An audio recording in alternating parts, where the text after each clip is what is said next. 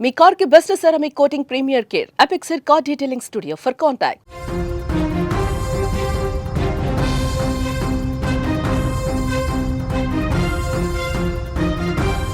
ప్రమాదం ఎప్పుడు ఎలా వస్తుందో ఎవరు ఊహించలేరు. కానీ కొన్నిసార్లు ఒక సెకండ్ ఆలస్యం కాకుండా తీసుకున్న సరైన నిర్ణయం ఎందరో ప్రాణాలను కాపాడుతుంది. అలాంటి ఘటనే విశాఖ జిల్లాలో తాజాగా జరిగింది. టాటానగర్ ఎక్స్ప్రెస్ రైలుకు త్రుటిలో పెను ప్రమాదం తప్పింది.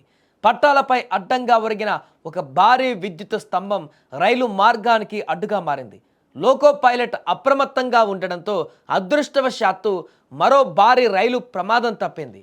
దీంతో అందరూ ఊపిరి పీల్చుకున్నారు. విశాఖపట్నం నుంచి టాటానగర్కు వెళ్తున్న ఎక్స్ప్రెస్ రైలు పెందుర్తి రైల్వే స్టేషన్ సమీపానికి చేరుకుంది.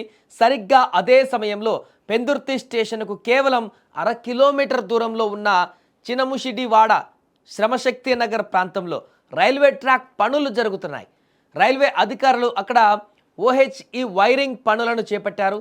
ఇందులో భాగంగా నిలబెట్టిన ఒక భారీ ఇనుప విద్యుత్ స్తంభం మధ్యాహ్నం సుమారు 12:30 సమయంలో ఒక్కసారిగా పట్టాల వైపుగా ఒరిగింది.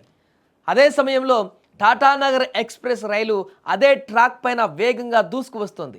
పట్టాలపై ఒరిగి ఉన్న స్తంభాన్ని లోకో పైలట్ దూరంగా ఉండగా గమనించి పసిగట్టాడు. సెకండ్లలోనే రైలును నిలిపివేయడంతో పెను ప్రమాదం తప్పింది.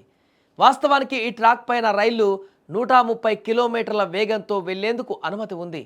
అయితే మరమ్మతుల పనుల కారణంగా రైల్వే అధికారులు ముందు జాగ్రత్తగా రైళ్ల వేగాన్ని కుదించారు.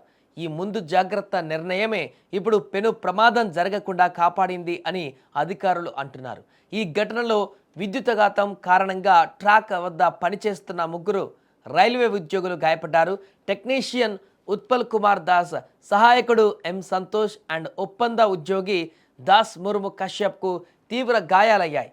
గాయపడినటువంటి ఈ 3 కూడా వెంటనే పెందుర్తి సామాజిక ఆరోగ్య కేంద్రానికి తరలించారు. వీరిలో కాంట్రాక్ట్ ఉద్యోగి అయినటువంటి దాస్ ముర్ము కాశ్యప్ పరిస్థితి చాలా విషమంగా ఉన్నట్లుగా కూడా తెలుస్తోంది. ఇక ఈ ప్రమాదం కారణంగా సుమారు 1 గంట పాటు పెందుర్తి రైలు మార్గంలో రైలు రాకపోకలకు తీవ్ర అంతరాయం కూడా కలిగింది. రైల్వే ఉన్నతాధికారులు మరియు సాంకేతిక నిపుణులు హుటాహుటిన సంఘటనా స్థలానికి చేరుకున్నారు.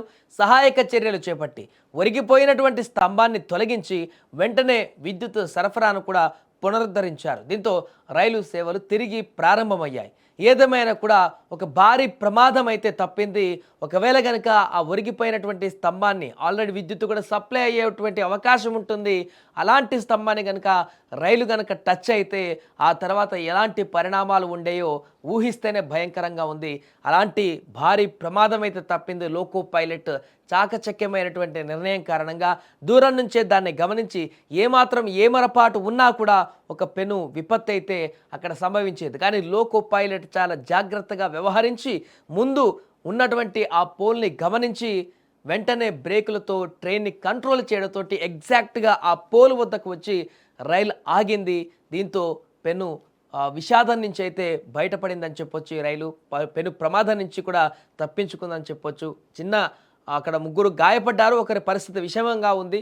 బట్ అది కూడా కొంతవరకు డ్యామేజ్ అయినట్టే. కానీ ఈ యొక్క ప్రమాదం మరి రైలు గనక టచ్ అయితే అది రైల్లో ఉండేటువంటి ప్రయాణికులకు ఇంకా భారీ ఎత్తున ప్రమాదంగా మారేది. కాబట్టి ఒక పెను ప్రమాదం నుంచి అయితే తప్పించుకున్నట్టుగా చెప్పవచ్చు.